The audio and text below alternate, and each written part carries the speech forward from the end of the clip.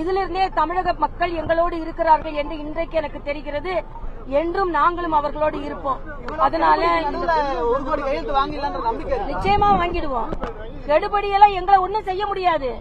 கெடுபடினா 1.5 கோடி கையெழுத்து வாங்குவோம் நாங்க, அவ்வளவுதான். ஏன்னா மக்கள் இன்னைக்கு பாத்தீங்கல்ல, இவ்வளவு போலீஸ் என்ன சுத்தி இருந்தோம், அதை பார்த்து பயப்படாம வந்து கையெழுத்து போட்டாங்களா இல்லையா? உங்க முன்னாலே நீங்க பாத்தீங்கல்ல, நாங்க அவங்களை கூப்பிடவே இல்ல. ஒரு மொழியை கொண்டு வந்து வரும்பொழுது அந்த மாதிரி வரக்கூடிய காலத்துல தமிழ் மொழி மறுக்கப்படும். தமிழ் மொழி மறுக்கப்படாது நாங்க சொல்றோம். திருப்பி பொய்யா சொன்னா என்ன அர்த்தம்?